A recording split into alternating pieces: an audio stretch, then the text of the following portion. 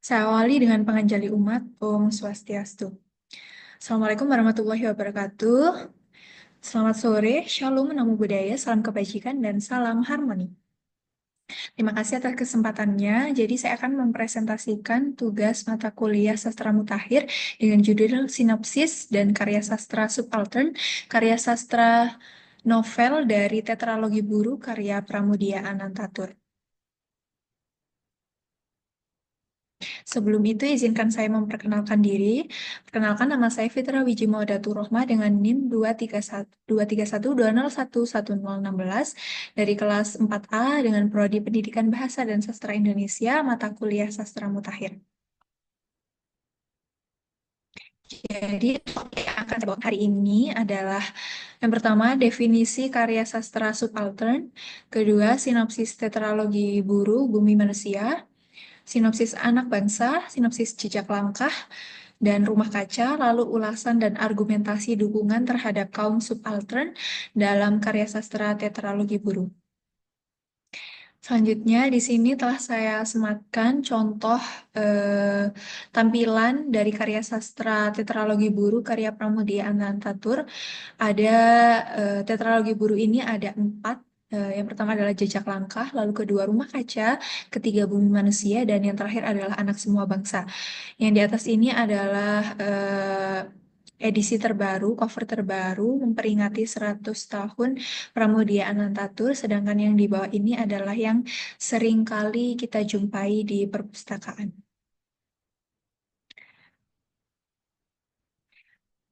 Materi selanjutnya adalah karya sastra subaltern, adalah karya yang mengangkat atau mempresentasikan pengalaman, perspektif, dan perjuangan dari kelompok subaltern. Kelompok subaltern sendiri merujuk pada penduduk yang secara sosial, politik, dan geografis berada di luar struktur kekuasaan yang hegemoni. Istilah dari subaltern ini mengacu pada kelompok masyarakat yang terpinggirkan, tertindas, dan tidak memiliki akses atau kemampuan untuk bersuara dalam masyarakat. Peran dalam kajian sastra subaltern menjadi sudut pandang penting dalam menganalisis karya sastra. Ini memberikan arah dalam memahami representasi kehidupan masyarakat yang terpinggirkan. Materi selanjutnya adalah sinopsis tetralogi Buru karya Pramudia Anantatur. Yang pertama adalah Bumi Manusia. Eh, Di sini saya akan menjelaskan sedikit tentang sinopsis dari novel Bumi Manusia. Minke, seorang pemuda Jawa Ningrat yang bersekolah di HBS Surabaya pada awal abad ke-20, dia mulai terpapar pada pemikiran-pemikiran Barat yang liberal dan modern. Perjumpaannya dengan Nyai Ontosoroh, seorang wanita pribumi yang cerdas dan mandiri namun direndahkan karena statusnya sebagai Nyai atau Gundik seorang Belanda, mengubah pandangannya tentang dunia dan keadilan.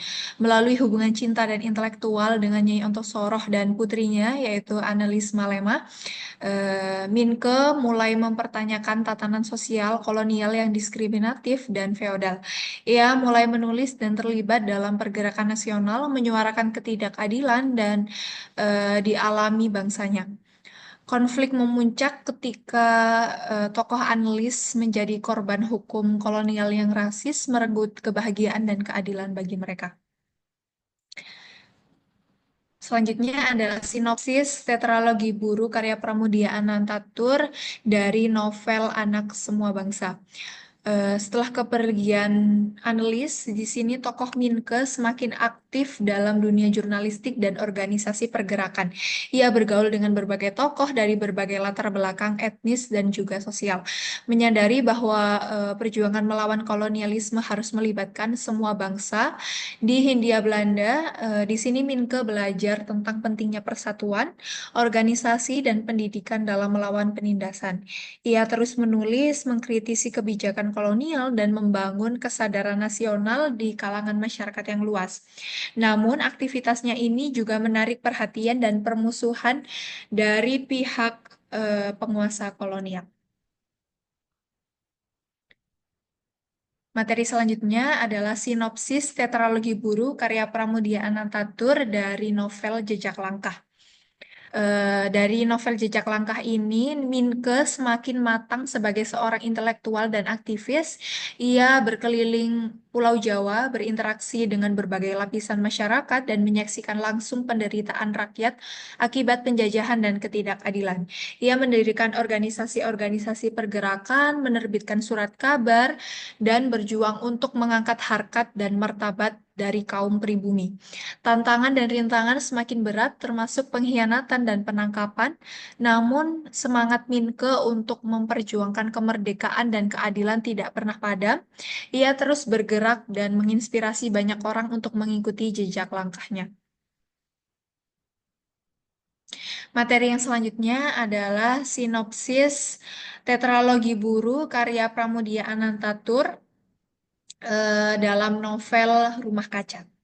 Di sini tokoh Minke telah menjadi seorang tokoh pergerakan yang disegani namun juga diawasi ketat oleh pemerintah kolonial menghadapi tantangan yang lebih halus namun tak kalah berbahaya, seperti pembentukan opini publik dan kontrol informasi melalui agen-agen rahasia dan intrik politik.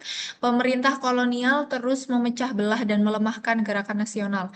Minke dan rekan-rekannya harus berjuang melawan rumah kaca informasi yang diciptakan oleh penguasa, di mana kebenaran diputarbalikkan dan fitnah disebarluaskan. Perjuangan kali ini adalah perjuangan ideologis dan intelektual untuk merebut kembali narasi dan kesadaran bangsa. Nah, materi selanjutnya adalah ulasan dan argumentasi dukungan terhadap kaum subaltern dalam tetralogi Buru. Tetralogi Guru karya Pramudia Anantatur ini secara fundamental mendukung representasi dari kaum subaltern di Hindia Belanda pada masa kolonial. Karya ini tidak hanya berfokus pada tokoh utama dari kalangan ningrat seperti Minke, tetapi justru melalui interaksinya ini dengan berbagai karakter dari lapisan masyarakat yang tertindas, Pramudia Anantatur memberikan sorotan yang tajam pada pengalaman dan perjuangan mereka. Salah satu representasi kuat kaum subaltern terlihat dari karakter tokoh Nyai Ontosoroh dalam Bumi Manusia. Sebagai seorang perempuan pribumi yang dijadikan gundik oleh seorang Belanda, ia mengalami berlapis-lapis sebagai perempuan, sebagai pribumi, sebagai nyai yang dipandang rendah oleh masyarakat kolonial maupun pribumi yang feodal. Namun, Nyai Ontosoroh bangkit dan membangun dirinya menjadi seorang pengusaha yang cerdas dan mandiri. Di sini saya memberikan sedikit kutipan menunjukkan bagaimana ia menyadari dan melawan status subalternnya. Kau tahu Minke? Katanya suatu malam, suaranya rendah dan dalam.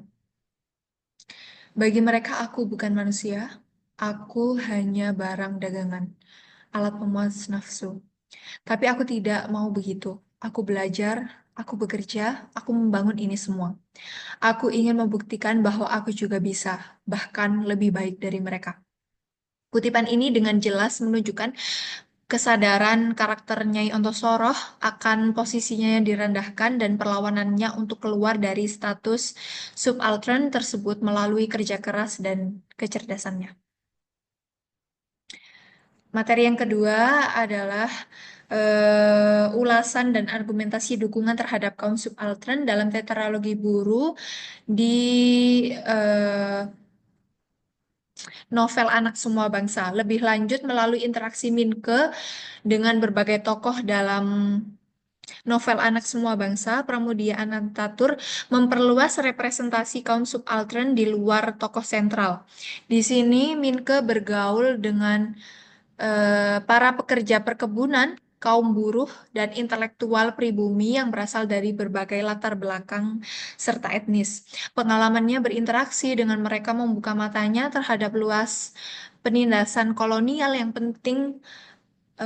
pentingnya akan persatuan. Berikut ada sedikit kutipan yang menggambarkan kesadaran tokoh Minke ini akan penderitaan kaum buruh.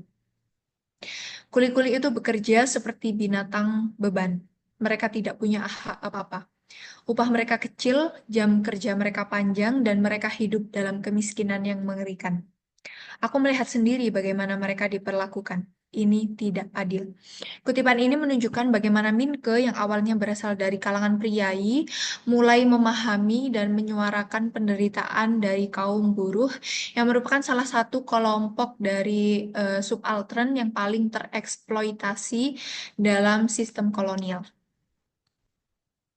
Dalam novel Jejak Langkah, Minke semakin aktif dalam mengorganisir dan menyuarakan kepentingan kaum subaltern melalui tulisan dan organisasi. Ia mendirikan surat kabar yang menjadi wadah di mana bagi suara-suara yang selama ini terbungkam.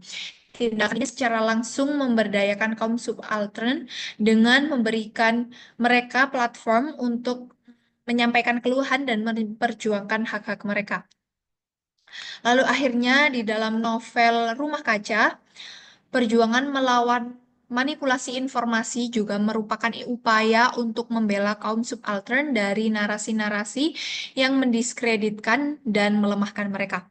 Pemerintah kolonial berusaha menciptakan citra negatif tentang gerakan nasional dan para pemimpinnya untuk mempertahankan kekuasaan. Perlawanan Minke adalah upaya untuk merebut kembali kebenaran dan memberikan pemahaman yang benar kepada masyarakat, terutama termasuk kaum subaltern yang seringkali menjadi korban propaganda.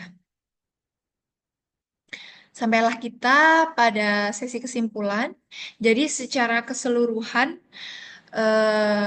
tetralogi Buru ini bukan hanya sekedar kisah tentang perjuangan seorang tokoh, tetapi merupakan epik tentang kebangkitan kesadaran dan perlawanan berbagai lapisan masyarakat Hindia Belanda yang tertindas. Melalui karakter-karakter seperti Nyai Ontosoroh, para pekerja perkebunan, kaum buruh, dan intelektual pribumi, di sini Pramudia Anantatur dengan kuat mempresentasikan pengalaman, penderitaan, dan perjuangan kaum subaltern melawan sistem kolonial yang menindas.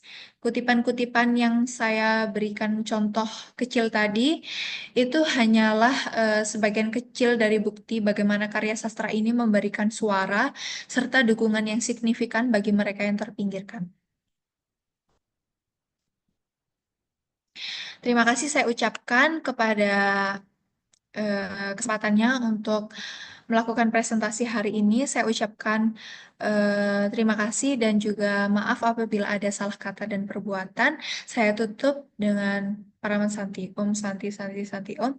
Wassalamualaikum warahmatullahi wabarakatuh. Shalom, namo buddhaya, salam kebajikan dan salam harmoni.